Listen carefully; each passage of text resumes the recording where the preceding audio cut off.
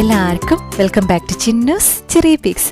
വളരെ പെട്ടെന്ന് നല്ല അടിപൊളിയായിട്ടുള്ളൊരു ഫിഷ് മോളി കഴിക്കണം തോന്നുമ്പോൾ ഉണ്ടാക്കിയെടുക്കാൻ പറ്റിയ ഒരു അടിപൊളി ഫിഷ് മോളിയുടെ റെസിപ്പിയാണ്. സാധാരണയായിട്ട് ഫിഷ് മോളി ഉണ്ടാക്കാനായിട്ട് നമ്മൾ കരിമീനോ ആവോലിയോ അല്ലെങ്കിൽ നെയ്മീൻ നല്ല കറക്റ്റ് സ്ലൈസ് ആയിട്ടൊക്കെ കട്ട് ചെയ്തെടുത്തതോ അങ്ങനെയൊക്കെയാണ് തയ്യാറാക്കുന്നത്. ഞാനിന്ന് വളരെ പെട്ടെന്ന് കഴിക്കാൻ തോന്നിയപ്പോൾ പെട്ടെന്ന് ഉണ്ടാക്കിയ ഒരു ഫിഷ് മോളിയാണ് ഇത്. ഞാൻ ഷൂട്ട് ചെയ്യണമെന്നൊന്നും വിചാരിച്ചേയില്ല, പക്ഷേ വളരെ ടേസ്റ്റി ആയിട്ടുള്ള ഒരു റെസിപ്പിയാണ്. ഫിഷ് മോളി അപ്പത്തിൻ്റെയും ഇടിയപ്പത്തിൻ്റെയും കൂടെ മാത്രമല്ല ബ്രെഡിൻ്റെയൊക്കെ കൂടെ കഴിക്കാനും അടിപൊളി ടേസ്റ്റാണ്. അപ്പം നമുക്കിതെങ്ങനെ ഉണ്ടാക്കുന്നതെന്നുള്ളത് കാണാം. അപ്പം ഞാൻ ഇന്നിവിടെ നേരത്തെ പറഞ്ഞ കണക്ക് സാധാരണ ഒരു മീനാണ് എടുത്തിരിക്കുന്നത്. 1/2 കിലോ മീനുള്ള റെസിപ്പിയാണ് പറയുന്നത്.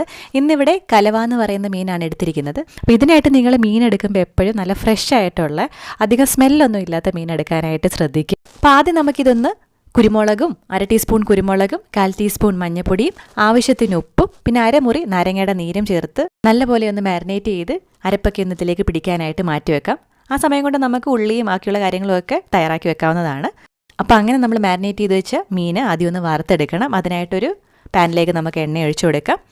എണ്ണ ചൂടാവുമ്പോൾ മീൻ ഇതുപോലെ നിരത്തി വെച്ച് കൊടുക്കാം. നമ്മൾ സാധാരണ വറുക്കുന്ന പോലെ ഒരുപാട് അങ്ങ് ഫ്രൈ ആക്കുമൊന്നും ആവശ്യമില്ല. ജസ്റ്റ് ഒന്ന് ഗോൾഡൻ കളറായി തുടങ്ങുമ്പോഴത്തേക്ക് നമുക്കിത് തിരിച്ചിടാം. അപ്പോൾ ഇത് ഇവിടെ ഇരുന്നൊന്ന് ഗോൾഡൻ കളറായി വരുന്ന സമയം കൊണ്ട് നമുക്ക് ബാക്കി കാര്യങ്ങളൊക്കെ ചെയ്തെടുക്കാം.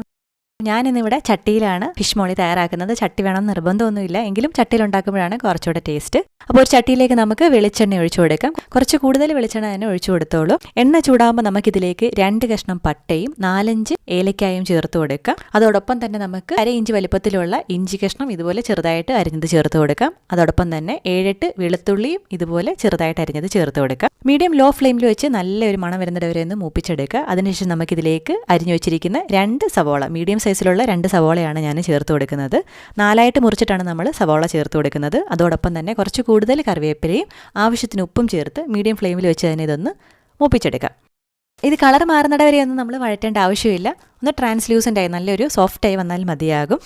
അപ്പം നമ്മുടെ ഉള്ളിയൊക്കെ നല്ല വാടി വന്നിട്ടുണ്ട്. ഇനി ഇതിലേക്ക് നമുക്ക് 3 എരിയുള്ള പച്ചമുളക് ഇതുപോലെ സ്ലിറ്റ് ചെയ്ത് ചേർത്ത് കൊടുക്കാം. ഫിഷ് മോളിക്ക് പച്ചമുളകിൻ്റെ ആ ഒരു മണോ എരിയൊക്കെ ഉള്ളതാണ് നല്ലത്. അപ്പം നല്ല പച്ചമുളക് എടുക്കാനായിട്ട് പ്രത്യേകം ശ്രദ്ധിക്കുക. 1/4 ടീസ്പൂൺ മഞ്ഞൾപ്പൊടി കൂടി ചേർത്ത് ലോ ഫ്ലെയിമിൽ മഞ്ഞൾപ്പൊടിയുടെ പച്ചമണം മാറുന്നത് വരെ നമുക്കിതൊന്ന് വഴറ്റിയെടുക്കാം. പുളിക്ക് വേണ്ടിയിട്ട് ഞാനൊരു 4 പീസ് തക്കാളി കൂടി ഈ സമയത്ത് ചേർത്ത് കൊടുക്കുന്നുണ്ട്. ബാക്കി തക്കാളി നമ്മുടെ പിന്നീടാണ് ചേർത്ത് കൊടുക്കുന്നത്. ഫ്ലെയിം ഏറ്റവും കുറച്ച് വെച്ച് 1 കപ്പ് 2-ാം പാൽ, നേർത്ത പാൽ ചേർത്ത് കൊടുക്കാം. ഈ പാലിൽ കിടന്ന് വേണം നമ്മുടെ ഫിഷ് ഒന്ന് വെന്ത് വരാനായിട്ട്. ചിലർ പുളിക്ക് വേണ്ടിയിട്ട് ഇതിൽ വിനാഗിരിയും നാരങ്ങാനീരും ഒക്കെ ചേർക്കാറുണ്ട്. നമ്മൾ അതിന് പകരമാണ് ആ ഒരു 4 പീസ് തക്കാളി ഇപ്പോഴേ ഇതിലേക്ക് ചേർത്ത് കൊടുത്തത്, കുറച്ച് നേരം കിടന്ന് അതിൻ്റെ പുളിയൊക്കെ ഇറങ്ങി വരാനായിട്ട്. ഇനി നമുക്കിതിലേക്ക് നമ്മൾ നേരത്തെ വറുത്ത് വെച്ച് മീനിൻ്റെ പീസസ് ചേർത്ത് കൊടുക്കാം. ഇതുപോലെ ഒരു ഗോൾഡൻ കളർ ആവുന്നവരെ മാത്രമേ നമ്മളിത് വറുത്തെടുക്കാൻ പാടുള്ളൂ. നമ്മളിത് മൊത്തമായിട്ടൊന്നും വേകുന്ന രീതിയിലൊന്നും വറുക്കേണ്ട ആവശ്യമില്ല. അതിൻ്റെ പുറം മാത്രം ഒന്ന് മുരിഞ്ഞു വരുന്ന രീതിയിൽ. ഉൾഭാഗമൊക്കെ ഇനിയും വേകാനുണ്ട്. അപ്പം നമ്മുടെ 2-ാം പാലിൽ കിടന്ന് ലോ ഫ്ലെയിമിൽ ഇതൊന്ന് 3-4 മിനിറ്റെങ്കിലും ഒന്ന് തിളച്ച് വെന്ത് വരട്ടെ. മീൻ ചേർത്തതിന് ശേഷം നമ്മൾ സ്പൂൺ ഇട്ടൊന്നും ഇളക്കാൻ പാടില്ല. ഇതുപോലെ ഇടയ്ക്ക് ചുറ്റിച്ചു കൊടുക്കാൻ മാത്രമേ പാടുള്ളൂ. ഫിഷ് മോളിയിൽ നമ്മൾ തക്കാളി അങ്ങ് ഒരുപാട് വേവിക്കാറില്ല. അപ്പം ഈ സമയത്താണ് നമ്മൾ തക്കാളി ചേർത്ത് കൊടുക്കുന്നത്. ഇതുപോലെ വട്ടത്തിൽ സ്ലൈസ് ചെയ്തെടുത്ത തക്കാളിയാണ് നമ്മൾ ചേർത്ത് കൊടുക്കുന്നത്. 2 ചെറിയ തക്കാളിയാണ് ഞാനിവിടെ എടുത്തിരിക്കുന്നത്. ഇനി നമുക്ക് അടച്ചു വെച്ച് ഒരു 2-3 മിനിറ്റ് ലോ ഫ്ലെയിമിൽ ഒന്നത് കുക്ക് ചെയ്തെടുക്കാം. അതിനുശേഷം നമുക്ക് തുറന്ന് ഇതുപോലെ ഒന്ന് ചുറ്റിച്ചു കൊടുക്കാം. സ്പൂൺ വെച്ച് ഇളക്കാതിരിക്കുന്നതാണ് നല്ലത്. ഫിഷ് മോളിക്ക് എരിവും പുളിയും മധുരവും ഒക്കെ ഉള്ളൊരു കറിയാണ്. ഒരുപാടങ്ങ് പുളിയാകാനും പാടില്ല. ഇനി നമുക്ക് ഫ്ലെയിം ഏറ്റവും കുറച്ച് വെച്ച് ഇതിലേക്ക് 1-ാം പാല് 1/2 കപ്പ് അല്ലെങ്കിൽ 1/4 കപ്പ് അളവിൽ ചേർത്ത് കൊടുക്കാം. ഫ്ലെയിം ഏറ്റവും കുറച്ച് വെക്കുക. എന്നിട്ട് നമുക്ക് വീണ്ടും ഇതൊന്ന് ചുറ്റിച്ചു കൊടുക്കാം.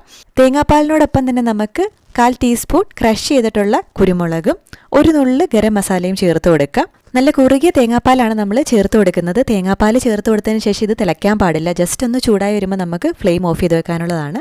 അപ്പോൾ ലാസ്റ്റായിട്ട് നമുക്ക് കുറച്ച് കറിവേപ്പിലയും പച്ച വെളിച്ചെണ്ണയും മുകളിൽ തൂകി ജസ്റ്റ് ഒരു 2 മിനിറ്റ് അടച്ച് വെച്ച് തുറക്കുമ്പോഴത്തേക്കും നമ്മുടെ നല്ല ടേസ്റ്റി ആയിട്ടുള്ള ഫിഷ് മോളി ഇവിടെ റെഡി ആയിട്ടുണ്ട്. അപ്പത്തിനും ഇടിയപ്പത്തിനും മാത്രമല്ല ബ്രെഡിനും ചെറിയ മധുരമുള്ള എന്തിൻ്റെ കൂടെയും അടിപൊളിയാണ്. അപ്പോൾ വീഡിയോ എല്ലാവർക്കും ഇഷ്ടമായെന്ന് വിചാരിക്കുന്നു. ഇഷ്ടമായിട്ടുണ്ടെങ്കിൽ കമൻറ്റ് ചെയ്ത് അറിയിക്കുക. നമ്മൾ വലിയ ഡെക്കറേഷൻസ് ഒന്നും ഇല്ലാത്ത മീൻ കൊണ്ടിട്ടാണ്, എന്നാൽ വളരെ ടേസ്റ്റി ആയിട്ടുള്ളൊരു ഫിഷ് മോളിയാണ്. അപ്പോൾ തീർച്ചയായിട്ടും എല്ലാവരും ട്രൈ ചെയ്ത് നോക്കുക. ക്രിസ്മസിനൊക്കെ ഉറപ്പായിട്ടും ട്രൈ ചെയ്യുക.